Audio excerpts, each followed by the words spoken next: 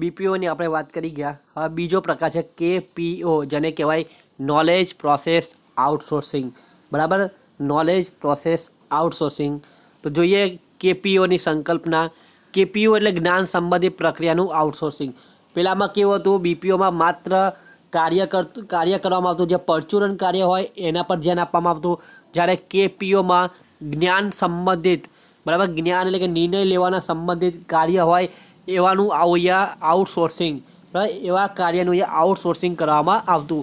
બીપીઓમાં કાર્ય સંબંધિત પ્રક્રિયાઓ પર ધ્યાન કેન્દ્રિત કરવામાં આવતું. હવે બીપીઓમાં શું હતું, કાર્ય હોય એ કાર્ય પ્રક્રિયા પર ધ્યાન કેન્દ્રિત કરવામાં આવતું. જ્યારે કેપીઓમાં મુખ્યત્વે જ્ઞાન સંબંધિત પ્રક્રિયા પર ધ્યાન કેન્દ્રિત કરવામાં છે. બરાબર, કેપીઓમાં શું હોય છે કે જ્ઞાન સંબંધિત પ્રક્રિયા હોય, જ્ઞાન સંબંધિત કોઈ નિર્ણય લેવા હોય તો કેપીઓને અહીંયા કાર્ય, બરાબર, બાહ્ય જે સ્ત્રોત કહેવાય, જ્ઞાન પ્રક્રિયાના જે બાહ્ય સ્ત્રોત છે એને અહીંયા કાર્ય સોંપવામાં આવતું. કેપીઓમાં એવી પ્રક્રિયાનો સમાવેશ થાય કે જેમાં ઉચ્ચ કક્ષાનું જ્ઞાન કુશળતા અપેક્ષિત હોય છે, જે કંપનીમાં વિકસાવવામાં જવાબદાર હોય છે. હવે કેપીઓમાં કેવું હોય કે ઉચ્ચ કક્ષાનું જ્ઞાન હોય, કુશળતા મેળવી હોય એવા જ કાર્યો અહીંયા એ લોકોને સોંપવામાં આવતા, જેને કારણે કંપનીના વિકાસમાં, બરાબર, કંપનીના વિકાસમાં એમના કાર્યનો અહીંયા ઉપયોગ થઈ શકે. તો જોઈએ કેપીઓની જરૂરિયાત. સર્વોત્તમ કૌશલ્યની પ્રાપ્તિ. કેપીઓની સેવા આપતી સંસ્થા તાલીમ અને માનવ સંસાધનના રોકાણના પરિણામે ઉચ્ચ કૌશલ્ય ધરાવે છે. કેપીઓ એવી સેવા આપે છે જેને કારણે તાલીમ અને માનવ સંસાધનમાં રોકાણને પરિણામે ઉચ્ચ કૌશલ્ય ધરાવતા હોય એવા તેનો લાભ ધંધાકીય એકમને ન્યૂનતમ ખર્ચે મળે છે.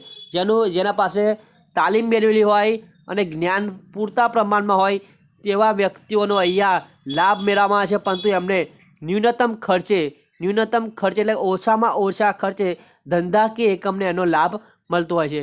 કેપીઓ શ્રેષ્ઠ ટેકનિશિયનો, માનવ સંસાધનો અને પદ્ધતિઓમાં મહત્તમ રોકાણ કરીને ઉત્તમ પરિણામ આપતી હોય છે. હવે કેપીઓ શું કરતી હોય કે શ્રેષ્ઠ તકનીકો એટલે ટેકનોલોજીનો ઉપયોગ કરીને, માનવ સંસાધન એટલે માણસોનો ઉપયોગ કરીને, અલગ અલગ પદ્ધતિનો ઉપયોગ કરીને મહત્તમ રોકાણ કરીને ઉત્તમ પરિણામ આપતી હોય છે.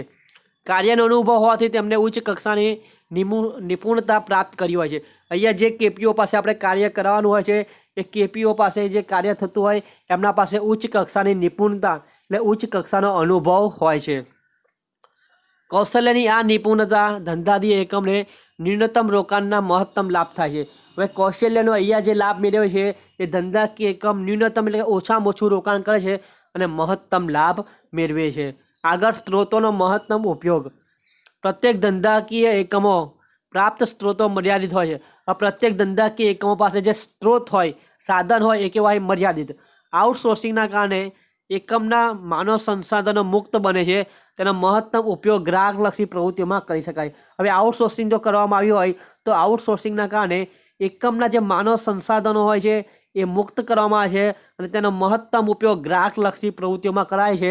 અને કેપીઓ દ્વારા પોતાના અહીંયા માનવ સંસાધનોને અહીંયા કાર્ય પર મૂકવામાં આવે છે અને એમનો લાભ અહીંયા ધંધાકીય એકમને મળે છે. જટિલ સમસ્યાઓનું નિરાકરણ. કેટલીક જટિલ સમસ્યા હોય જેમાં ઉચ્ચ કક્ષાના તકનીકી કૌશલ્યની જરૂર પડતી હોય તેવી સમસ્યાનું નિરાકરણ આઉટસોર્સિંગ આસાનીથી કરે છે. એનો મતલબ એમ કે કેટલીક જટિલ સમસ્યા હોય, બરાબર, કે એનો નિકાલ નહીં લાવી શકતા હોય અથવા કોઈ નિર્ણય નહીં લઈ શકતા હોય તો આ કેપીઓ આવા જે નિર્ણય નહીં આવતા હોય એવા નિર્ણય લાવી આપવામાં મદદ કરતી હોય છે. એટલે કેપીઓ પાસે શું હોય, ઉચ્ચ કક્ષાના અધિકારીઓ હોય, ઉચ્ચ કક્ષાનું જ્ઞાન હોય. એ ઉચ્ચ કક્ષાના જ્ઞાનનો ઉપયોગ કરીને ધંધાકીય એકમને એ મદદ કરતી હોય. ઉદાહરણ લઈએ તો સમજી લો કંપનીએ વેચાણ વધારવું છે, પરંતુ અહીંયા વેચાણ નહીં વધતું હોય તો કેપીઓનો અહીંયા સહારો લેવામાં આવે છે. કેપીઓ શું કરશે કે પોતાના પાસે જે નિષ્ણાતો હોય એ નિષ્ણાતોને કંપનીમાં મોકલવામાં આવે છે અને એ નિષ્ણાતો જે પ્રમાણે કહેશે, નિષ્ણાતો જે પ્રમાણે સલાહ આપશે તે પ્રમાણે કંપની વેચાણ કરશે અને એ પ્રમાણે જો વેચાણ કરતી હોય તો અહીંયા ધંધાકીય એકમને નફો થતો હોય. તો આ પ્રમાણે નિર્ણય લેવા માટે કેપીઓનો ઉપયોગ કરી શકાય છે. મુખ્ય કાર્યો પર વિશેષ ધ્યાન. આઉટસોર્સિંગની મદદથી ધંધાકીય એકમના પોતાના મુખ્ય કાર્ય પર વિશેષ ધ્યાન આપી શકાય। હવે આઉટસોર્સિંગના કારણે શું થાય, ધંધાકીય એકમ પોતાના જે વિશિષ્ટ કાર્યો, મુખ્ય કાર્યો હોય એના પર ધ્યાન કેન્દ્રિત કરી શકે છે। જેમ કોઈ એક સારા કોમ્પ્યુટર શિક્ષણ, કેન્ટીન સુવિધા, સ્ટેશનરી સુવિધા જેવા કાર્યનું આઉટસોર્સિંગ કરે છે તો તે સંસ્થાના મુખ્ય કાર્યો પર ધ્યાન આપી શકે। હવે કોઈક શાળા છે અથવા સ્કૂલ છે તો એ સ્કૂલ શું કરશે, કોમ્પ્યુટર શિક્ષણ માટે બહારથી વ્યક્તિઓને બોલાવશે અથવા કેન્ટીનની સુવિધા ઊભી કરશે અથવા સ્ટેશનરી જો સુવિધા ઊભી કરતી હોય એટલે કે આઉટસોર્સિંગ કરાવતી હોય તો એ વધારાના કાર્યો પર શાળાએ ધ્યાન આપવું પડતું નથી। એ હવે શું ધ્યાન આપશે કે બાળકોને યોગ્ય શિક્ષણ મળે છે કે નહીં એના પર જ ધ્યાન આપશે કે કોમ્પ્યુટરનું શિક્ષણ બહારથી આવશે એના દ્વારા આપશે, કેન્ટીનની સુવિધા જેના સાથે કરાર કર્યો છે કેન્ટીનની સુવિધા ઉપલબ્ધ કરાવશે, સ્ટેશનરી માટે જેને કામ સોંપ્યું છે એ સ્ટેશનરીનું કામ કરશે। એટલે આ રીતના બાહ્ય સ્ત્રોત દ્વારા આપણે અહીંયા વધારાના કાર્યો બહારના વ્યક્તિને સોંપીને મુખ્ય જે કાર્ય છે એના પર ધ્યાન કેન્દ્રિત કરી શકે છે। નાણાંનો મહત્તમ ઉપયોગ, ધંધાકીય એકમમાં કેટલાક કાર્યનું આઉટસોર્સિંગ કરવામાં આવે તો કંપનીની મૂડી આવા કાર્યોની રોકાણ કરવાની જરૂર રહેતી નથી। હવે થશે શું કે ધંધાકીય એકમો કેટલાક કાર્યનું શું કહે છે, આઉટસોર્સિંગ કરવામાં આવે તો કંપનીની મૂડી આવા કાર્યમાં રોકાણ કરવાની જરૂર રહેતી નથી। પરિણામે ધંધાકીય એકમોનો વિકાસ માટે આ મૂડી મહત્તમ ઉપયોગ કરી શકે। હવે આવા જે વધારાના કાર્યો છે અથવા નિર્ણય લેવાના કાર્યો છે એમાં વધારે રોકાણ કરવાની જરૂર હોતી નથી। પરિણામે ધંધાકીય એકમ પોતાની વધારાની મૂડીનો ઉપયોગ ધંધાકીય એકમના વિકાસ માટે કરી શકે છે। આગળ ખર્ચમાં ઘટાડો, આઉટસોર્સિંગ પ્રચલિત થવાના મુખ્ય કારણોમાં એક કારણ ખર્ચમાં ઘટાડો થાય।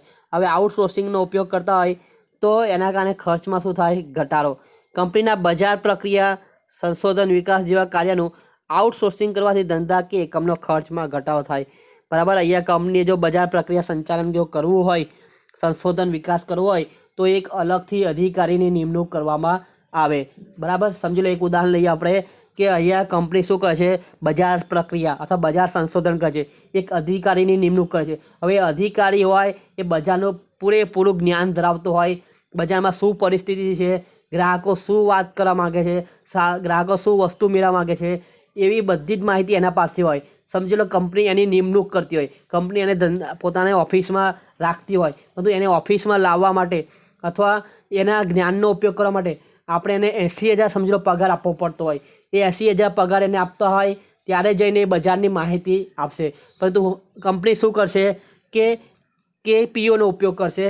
બરાબર, KPO એનો મતલબ એમ કે બહારથી જે કાર્ય કરતા હોય, જે બજારની પરિસ્થિતિનું જ્ઞાન ધરાવતા હોય એવા વ્યક્તિની મુલાકાત લેશે।